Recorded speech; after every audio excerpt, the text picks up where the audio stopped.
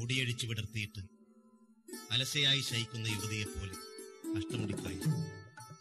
അധ്വാനത്തിന്റെ വിയർപ്പിൽ കവിതയുടെ സൗമ്യ സുഗന്ധമുണ്ടെന്ന് നമ്മെ ഓർമ്മപ്പെടുത്തിയ ഒരു കവി അതിന്റെ കരയിൽ ജനിച്ചു വളർന്നു.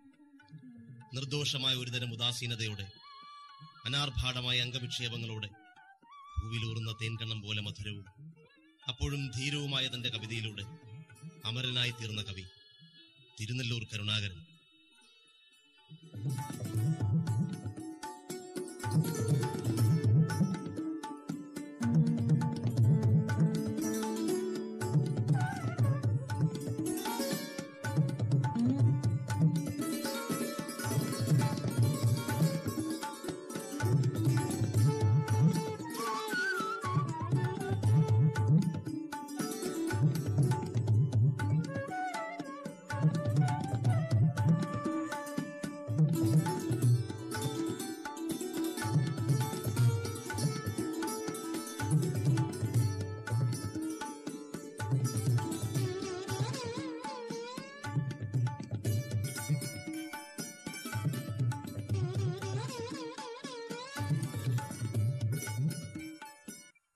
ഞാൻ കവിത എഴുതി തുടങ്ങിയത് എന്നാണെന്നും എങ്ങനെയാണെന്നും ഓർക്കാൻ ശ്രമിച്ചു.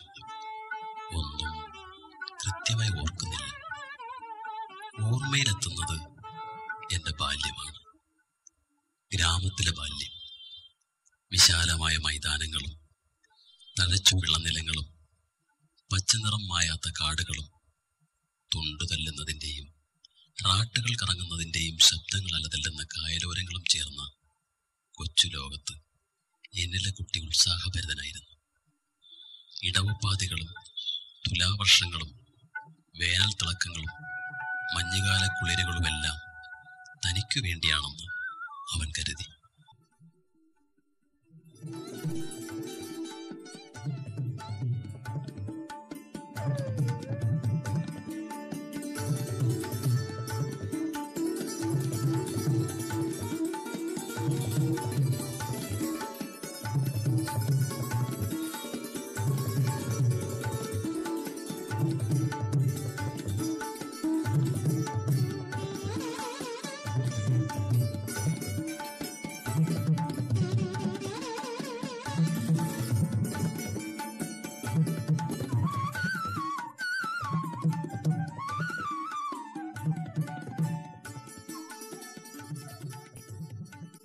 കാലികളെ മേച്ചു നടന്ന ഫിലിപ്പെന്ന പയ്യന്റെ ഒടക്കുഴലിൽ നിന്ന് ഗ്രാമഹൃദയത്തിലേക്ക് ഒഴുകി നിറയുന്ന നാദവും, കയർ പിരിക്കുന്ന റാട്ടുകൾ പാടുന്ന അധ്വാനശക്തിയുടെ പാട്ടും, താരിളം കൈകൾ തൊണ്ടുതെല്ലുന്നതിന്റെ താളവും മേളവും ആ കുട്ടിയുടെ മനസ്സിൽ കവിതയുണർത്തി. അധ്വാനത്തിന്റെ വാഴ്ത്തുപാട്ടായ കവിതകൾ ആ തൂലികയിൽ നിന്ന് പിറവി കൊണ്ടു.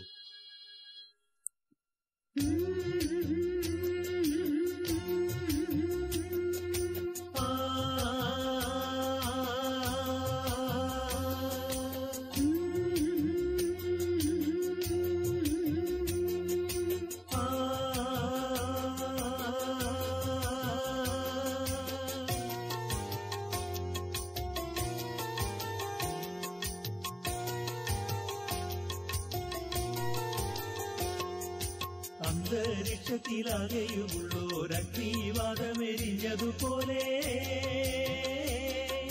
അന്തരീക്ഷത്തിലാകെയുമുള്ളോരഗ്നിവാദമെരിഞ്ഞതുപോലെ